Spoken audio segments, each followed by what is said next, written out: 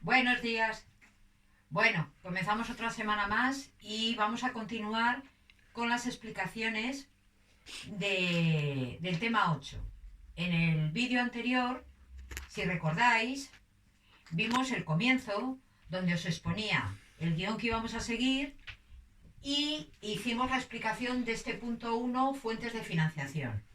Ahora vamos a continuar con el tema. Y en el vídeo de hoy lo que vamos a hacer es la explicación del punto 2, de todo lo que suponen los recursos propios. Y aquí lo que vamos a hacer es ver todo el desglose de contabilización de las cuentas que representan fondos propios para la empresa, capital y reservas, y los fondos que también van a ser recursos propios, patrimonio neto, que son las subvenciones, donaciones y legados. Entonces, repito, lo que vamos a ver en el día de hoy es el punto 2 del guión establecido en el otro día, que de un poco resumido lo he puesto aquí otra vez. Bueno, pues vamos a comenzar con el punto 2, como hemos dicho.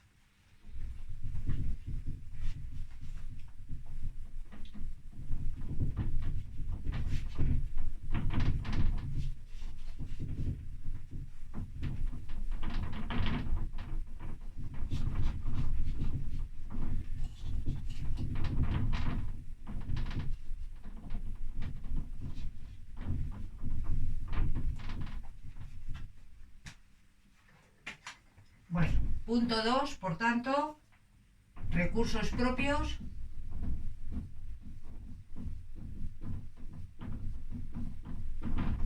Patrimonio neto. Recordamos la idea o el concepto de recursos propios. Son todos los fondos que nadie ajeno a la empresa nos va a poder exigir. Son todos los fondos que son, por lo tanto, propiedad de los socios, de los propietarios de la empresa. Todos estos recursos propios los vamos a contabilizar en el grupo 1 de nuestro plan general contable. ¿De acuerdo? Grupo 1.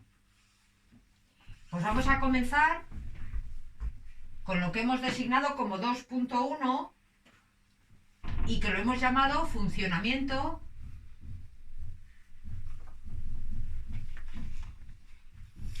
de las cuentas que representan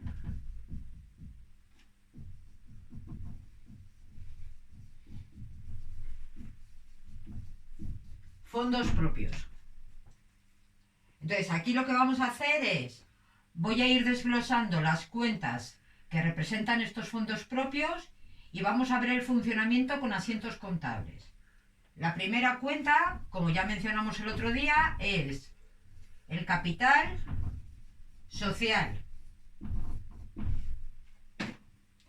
y que suponía o supone la cantidad de dinero, importe, que aportan todos los socios. La 102, capital, que supone la cifra de dinero que aporta el empresario individual autónomo, ¿vale? El titular de la empresa.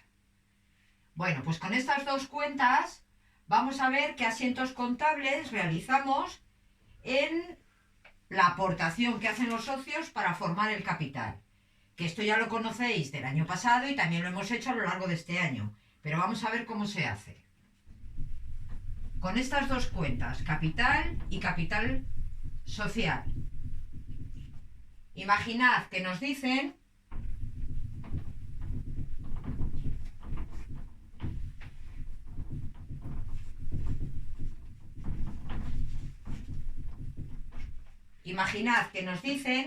que para la creación de una empresa los socios aportan 123.000 euros. Ingresan 121.000 en cuenta corriente y el resto en caja. Entonces lo que me están diciendo es que quieren formar una empresa con un capital social de 123.000 euros. De estos 123.000, una parte va a ir a banco y otra va a ir a caja. La parte que va a ir a banco son 121.000. Y la parte que va a ir a caja es el resto, el efectivo que nos dicen. Asiento contable que tenemos que realizar. Pues el asiento contable en este caso es, por la parte del debe, contabilizamos el ingreso en banco. 121.000. Y el efectivo, la parte de efectivo caja, que son 2.000, y la suma, como veis, de los dos nos da el 123.000 que iría a la cuenta 100 capital social. 123.000. Y así sería el asiento contable de aportación de los socios. ¿Qué pasa si esta aportación es por parte de una empresa individual?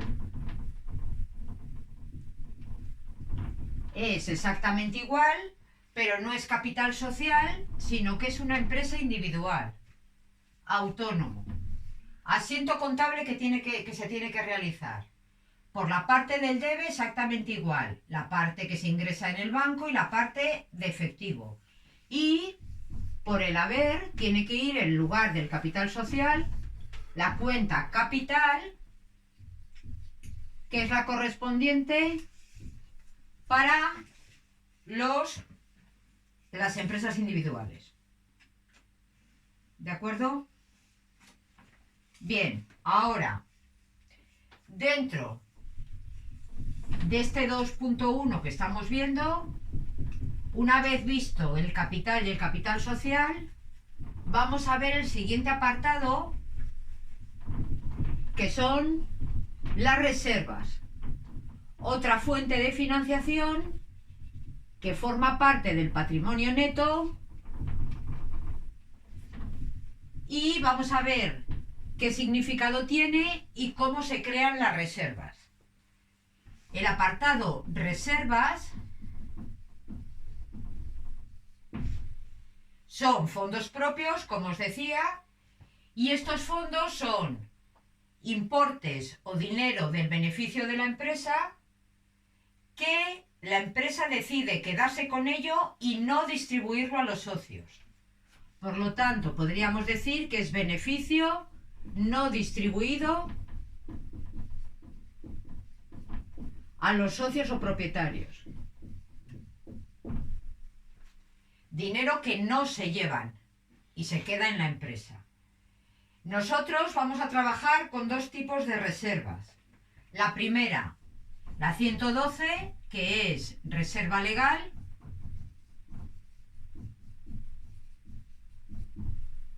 y la 113, reserva voluntaria.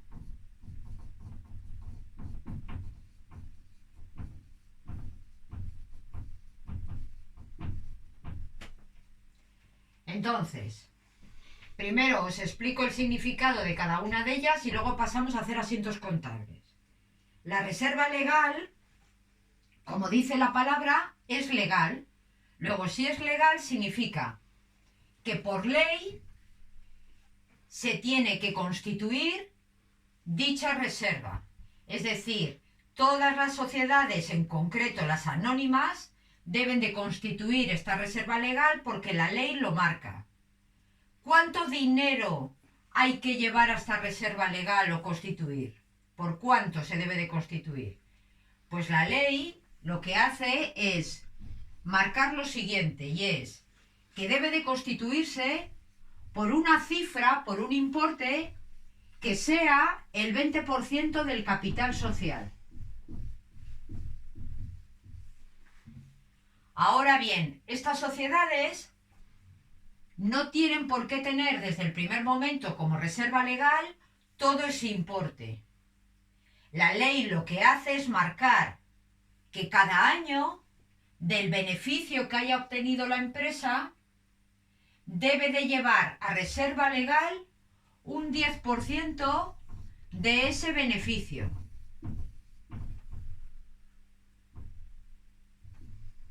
un 10% de ese beneficio, hasta constituir el importe que constituye el 20% del capital social.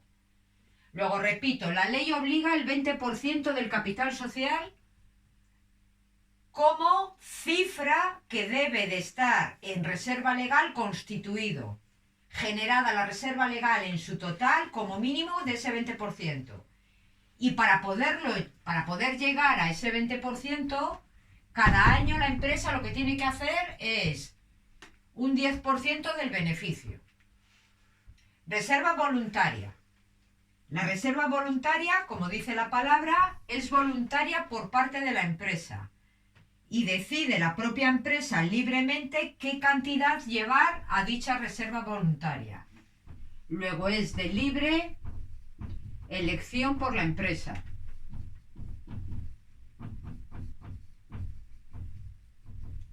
Libre elección por la empresa. Vamos a ver los asientos contables correspondientes a la creación de estas reservas, ¿de acuerdo?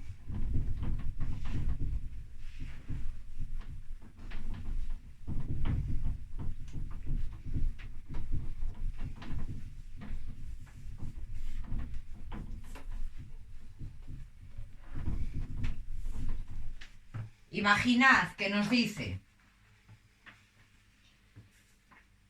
que la empresa tiene un capital social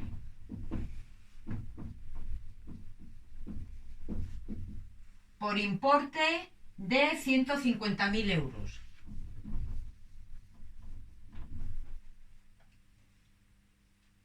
Además, ha obtenido un beneficio de 50.000 euros.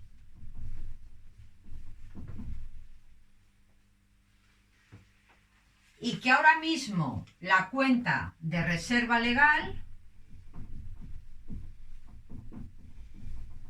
tiene un saldo de 5.000.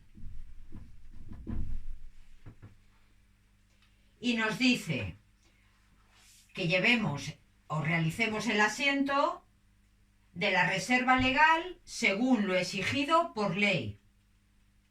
Según lo exigido por ley. Lo primero, si ahora mismo tenemos esta reserva legal ya en nuestra contabilidad, significa que si yo abro la T de reserva legal, debe y haber, por el haber, hay un saldo de 5.000. Y después nos piden, o la empresa lo que hace es, del beneficio que ha obtenido este año, que hagamos el asiento contable de lo que tenemos que imputar este año a reserva legal. Pues vamos a ver. Este año, ¿cuánto tenemos que imputar? Este año tendremos que imputar la siguiente cantidad, que es 10% del beneficio que ha obtenido, que son 50.000. Es decir, 5.000 euros. Y con estos 5.000 euros, el asiento que tengo que realizar es 129, que es donde yo tengo el beneficio, resultado del ejercicio, a la cuenta de reserva legal, que es la 112, reserva legal. ¿Por qué importe? Por estos 5.000 euros, que es lo que la ley me marca que debo llevar legalmente cada año. 5.000. Una vez hecho este asiento, yo en mi cuenta de reserva legal tendría que subir estos 5.000 y ya su saldo estaría en 10.000. Y sucesivamente cada año tendríamos que llevar el 10% del beneficio que obtenga la empresa. Y iría aumentando el importe de esa reserva legal sucesivamente. ¿Hasta qué punto nos exige la ley, después de pasado el tiempo, que tiene que tener esta reserva legal como saldo? Pues lo que le exige la ley es lo que hemos dicho antes, que tendría que ser el 20% del capital social, es decir, de 150.000. Si yo calculo eso, el 20% de esa cantidad son 30.000 euros. Luego, la reserva legal deberá estar constituida con el paso del tiempo como mínimo en la cifra de 30.000 euros. Ahora mismo, repito, tenemos 10.000 y tendría que seguir año tras año llevando el 10% hasta llegar a esta cifra. A continuación, vamos a ver otra situación donde contabilizamos la reserva legal, pero también interviene la reserva voluntaria.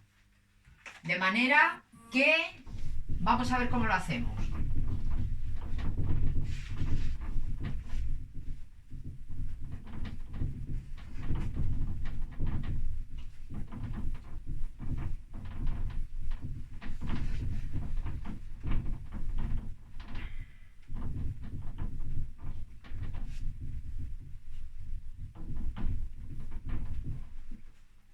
Imaginemos ahora que nos dicen que la empresa obtiene un beneficio de 45.000.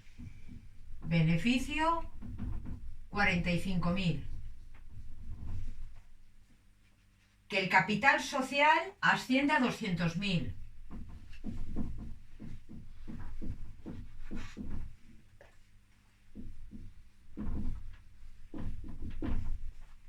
Y que deciden aplicar la reserva legal estipulada por ley y el resto a reserva voluntaria.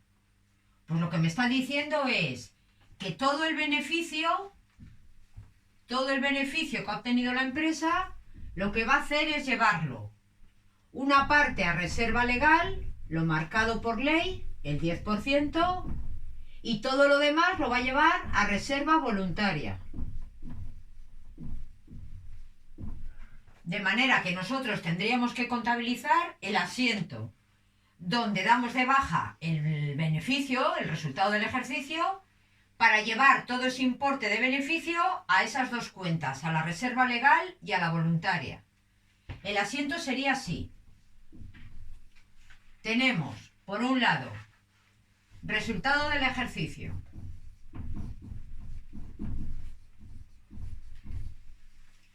¿Cuánto tenemos de resultado del ejercicio? Hemos dicho 45.000. Y lo damos de baja porque lo vamos a llevar a reservas. Y lo vamos a llevar a la reserva legal y a la reserva voluntaria. A la reserva legal, 112, y a la 113. Y vamos a ver los importes que hay que llevar a cada una de ellas. A la reserva legal lo marcado por ley, es decir, 10% del capital. Perdón, me he confundido. 10% del beneficio, 45.000. Es decir, 4.500. Anotamos, por lo tanto, 4.500 a reserva legal. Y a reserva voluntaria, la diferencia. Es decir, 45.000 menos los 4.500 que hemos llevado a legal, que serían 40.500. Pues estos serían los asientos correspondientes a la imputación de reservas, dando de baja el beneficio y llevándolo a reservas. Vamos a continuar ahora con el siguiente punto, que es las subvenciones, donaciones y legados.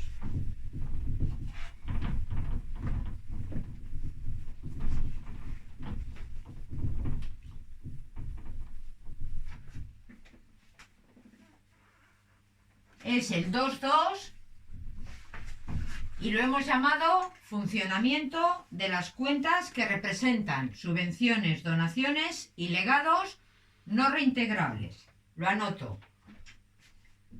Funcionamiento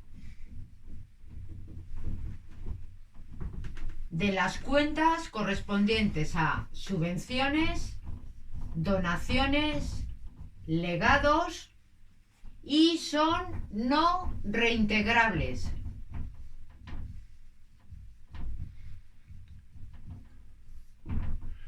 Bien, lo primero, tenemos que anotar o saber que no reintegrable, ya lo dijimos el otro día, significa que la empresa no lo tiene que devolver.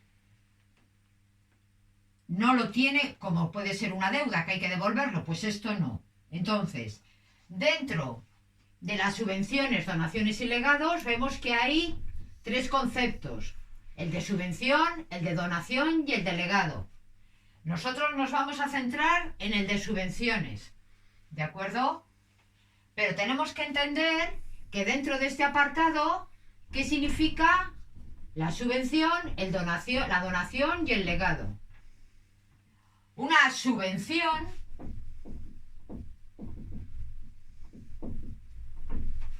supone ayuda económica que recibe la empresa para su mantenimiento, para mantener la actividad de la empresa. Ese importe o esa ayuda económica para mantener la actividad de la empresa generalmente la recibe de las administraciones públicas o de organismos públicos, pero la puede recibir también de entidades privadas. Luego aquí vamos a diferenciar si la recibe la subvención de entidades o bien organismos públicos, administraciones públicas, o bien si la recibe de entidades privadas. Y veremos cómo contabilizamos un caso y otro. Luego tenemos el apartado de legados y el apartado de donaciones. Los legados suponen disposiciones que se hacen en el testamento una persona a favor de otra u otras. Es decir, disposiciones a favor de una persona o de varias, ¿vale? Entonces son disposiciones en los testamentos.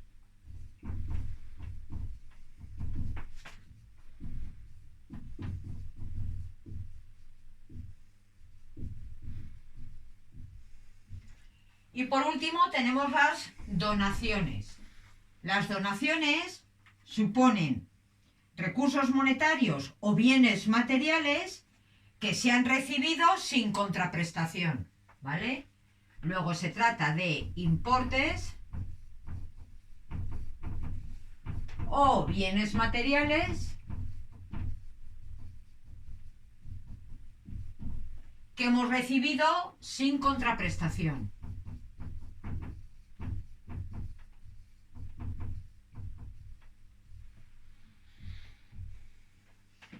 No voy a tener, sin contraprestación, que pagar nada en relación a esa donación. A eso ya sabéis, donación es regalo, donar.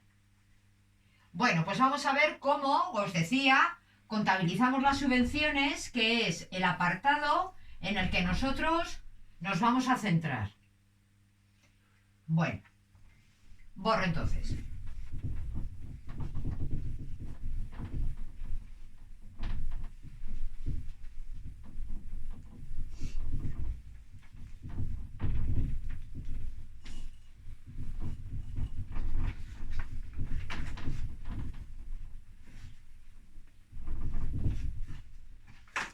Bien, todas las subvenciones, donaciones y legados no reintegrables se contabilizan inicialmente por norma como cuentas de patrimonio neto, es decir, como cuentas, por lo tanto, del grupo 1 y en concreto en el subgrupo 13. Es decir, inicialmente, cuando recibimos la subvención, lo tenemos que contabilizar en el grupo 1 como patrimonio neto. Y lo contabilizamos este patrimonio neto en el subgrupo 13. Las cuentas que vamos a utilizar para el subgrupo 13 son la 130, subvenciones, donaciones, legados,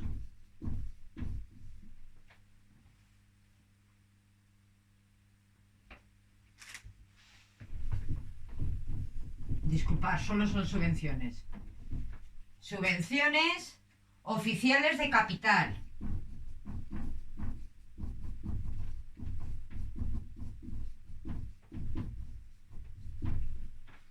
Subvenciones oficiales de capital. La 131, ahora sí, son las donaciones y legados de capital. Donaciones y legados de capital. Y para terminar, la 132, otras subvenciones, donaciones y legados.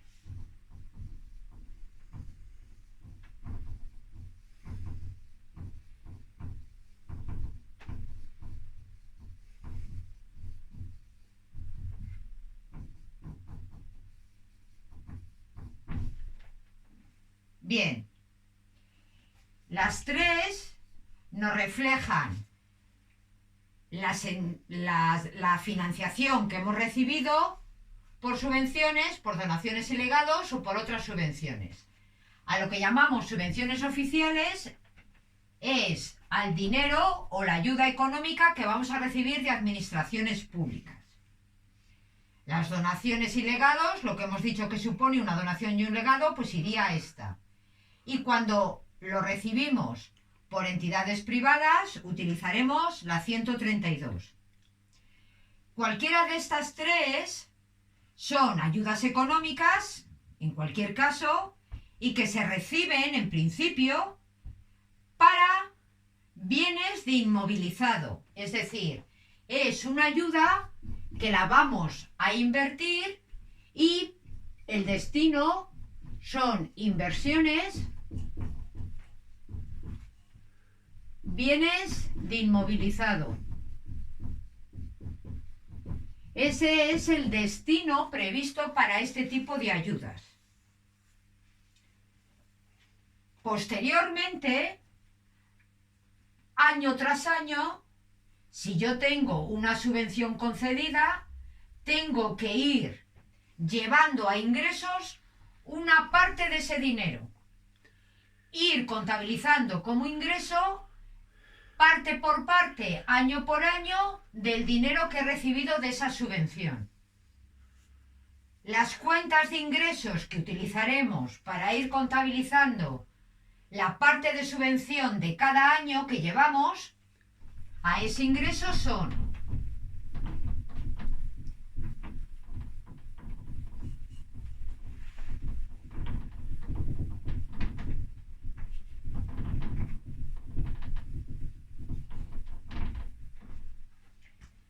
decía que las cuentas de ingresos que vamos a utilizar para llevar cada año una pequeña parte de la subvención a ese ingreso son la 746 y la 747. La 746 se llama subvenciones, donaciones, legados de capital transferidos al resultado del ejercicio. Subvenciones, donaciones, legados de capital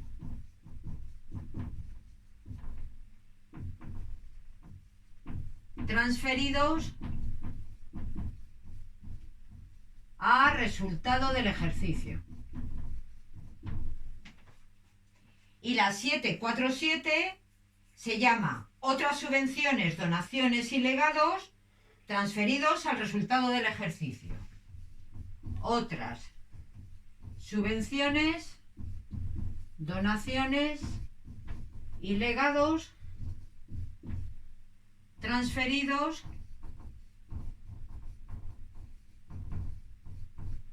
a resultado del ejercicio. Bien, Ahora, lo importante es qué cantidad de dinero o qué cantidad de la subvención que me han concedido y que yo tengo en la cuenta 130, por ejemplo, tengo que llevar a ingreso. Pues la cantidad que tengo que llevar nos marca la ley que tiene que ser proporcional al importe de amortización de los elementos que hemos adquirido gracias a esa subvención. Repito, tiene que ser el importe de estas cuentas, tiene que ser proporcional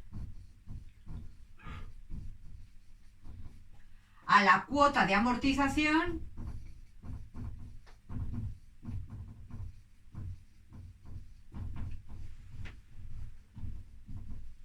de los bienes que hemos adquirido gracias a esa subvención. Si yo, por ejemplo, he comprado una máquina que voy a amortizar en 10 años, el importe que cada año llevo a amortizar esa máquina, ese mismo importe o proporcional a ese importe es lo que tiene que ir a la cuenta de ingresos 746 o 747. Vamos a ver cómo funciona esto con asientos.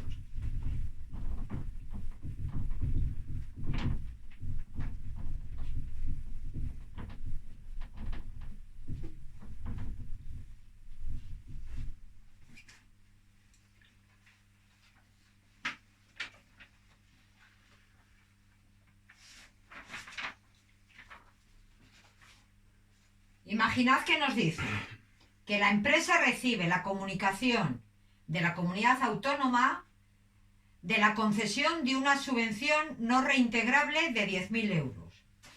Luego me van a conceder una subvención no reintegrable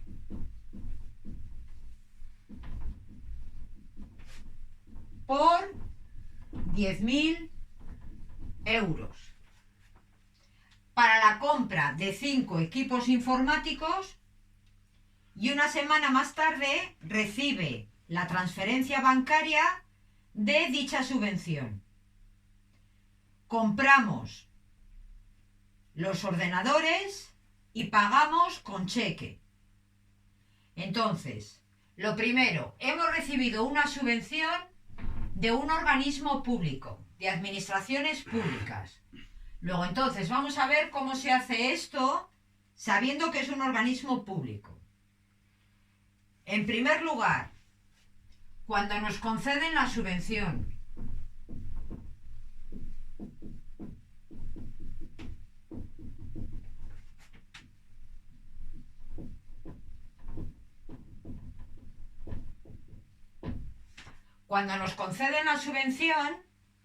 lo que tenemos que hacer es el siguiente asiento. 4708, Hacienda Pública Deudora por subvenciones concedidas por el importe que me han concedido, 10.000, a la 130. Si se trata de administraciones públicas, tenemos que contar con esta cuenta, la 130. Subvenciones oficiales de capital.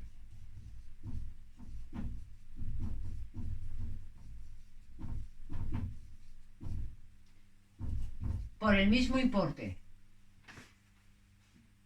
Entonces, cuando nos conceden la subvención, este asiento, reflejando por el debe el derecho de cobro y por el haber cuenta de patrimonio neto, que va a ir al patrimonio neto, la subvención concedida. La fuente de financiación, patrimonio neto. Ahora, imaginemos que posteriormente cobramos esa subvención ya, recibimos el dinero. Pues cuando cobramos la subvención, ¿qué tendremos que hacer? La 572, banco, por el importe recibido, y damos de baja el derecho de cobro. La 4708, Hacienda Pública Deudora por subvenciones concedidas por los 10.000. Nos la conceden y la cobramos. Ahora bien, con este dinero tiene que ir destinado a la compra de los ordenadores, de los equipos informáticos. Pues vamos a contabilizar la adquisición de los equipos informáticos.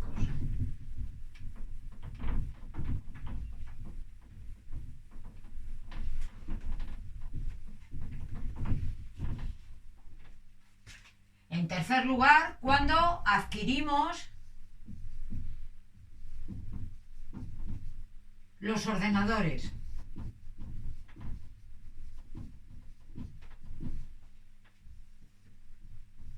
Nos dice que adquirimos los ordenadores y los pagamos con cheque, de manera que tendríamos por la parte del debe contabilizar la adquisición de los EPIs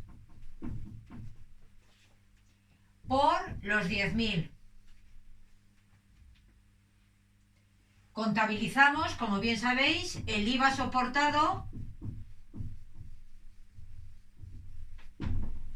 de esta adquisición, que supone 2.100, si no me equivoco. Y a banco tendríamos que llevar